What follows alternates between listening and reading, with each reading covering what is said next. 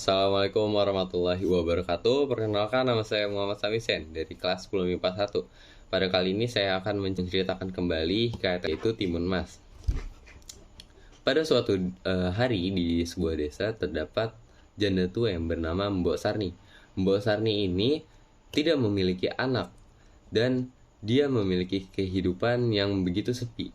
Mbok Sarni ini pun berpikir bahwa jika ia memiliki anak, maka kehidupannya atau pekerjaannya akan terasa lebih mudah dan cepat diselesaikan. Mbok Sarni pun ingin sekali mempunyai anak. Sehingga pada suatu hari, Mbok Sarni ini sedang mencari kayu bakar di sebuah hutan. Tetapi pada pertengahan jalan, Mbok Sarni ini bertemu dengan raksasa. Raksasa ini meminta Mbok Sarni untuk memberi sebuah santapan kepada raksasa tersebut, yaitu sebuah anak manusia. Mbok Sarni pun berkata bahwa ia tidak mempunyai anak. Mbok Sarni pun juga berkata bahwa ia itu ingin sekali mempunyai anak. Lalu raksasa tersebut memberi biji mentimun yang jika ditanam maka akan menumbuhkan seorang anak. Tetapi raksasa ini tuh seperti memberi syarat kepada Mbok Sarni, yaitu jika anak ini sudah berumur 6 tahun, maka Mbok Sarni ini harus mengembalikan anak tersebut kepada raksasa untuk disantap. Mbok Sarni pun membawa pulang biji mentimun tersebut dan dia menanamnya. Setelah 2 minggu, Mbok Sarni ini pun melihat tanamannya itu sudah berbuah lebat dan sudah berbuah besar. Dia pun menunggu panen dari buah tersebut. Setelah panen, Mbok Sarni pun membelah buah mentimun tersebut.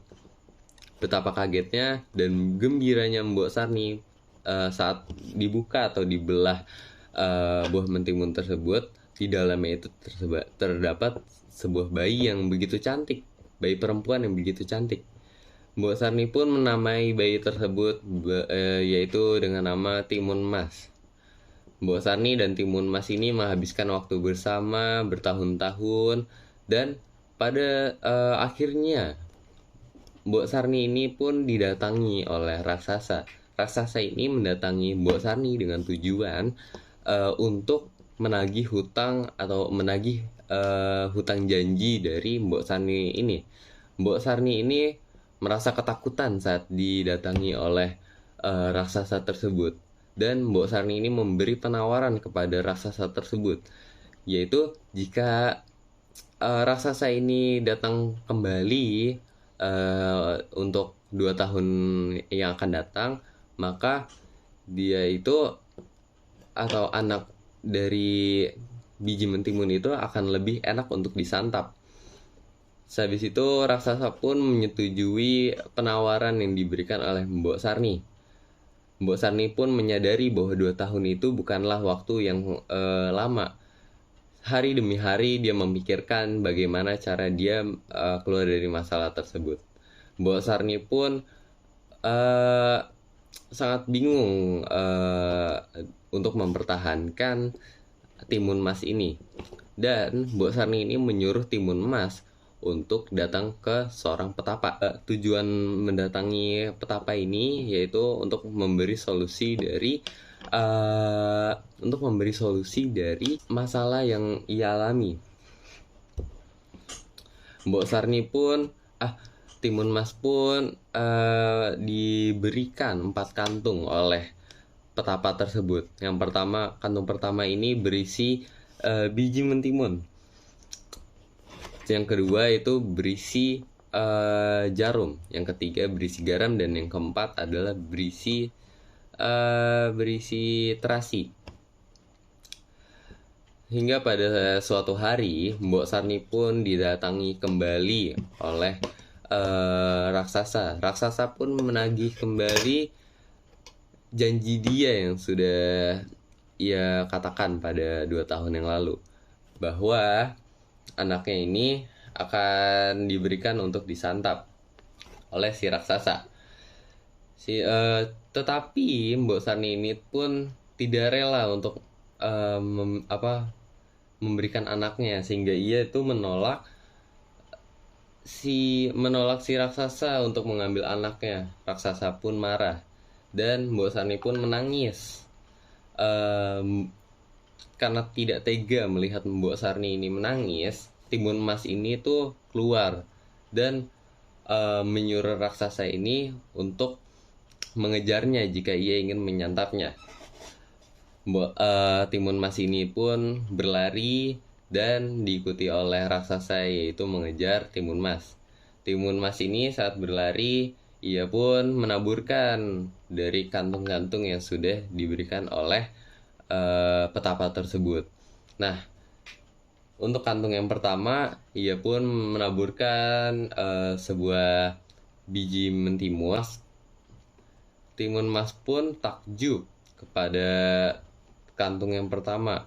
Kantung ini itu berisikan biji mentimun. Saat dia menaburinya, dia betapa kagetnya biji mentimun tersebut mengubah hutan menjadi ladang mentimun.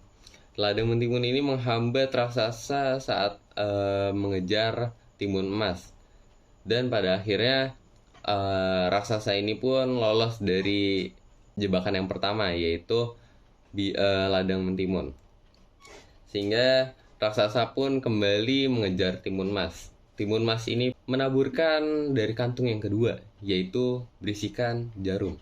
Jarum ini saat ditaburkan menghasilkan sebuah bambu yang sangat runcing dan menusuk raksasa.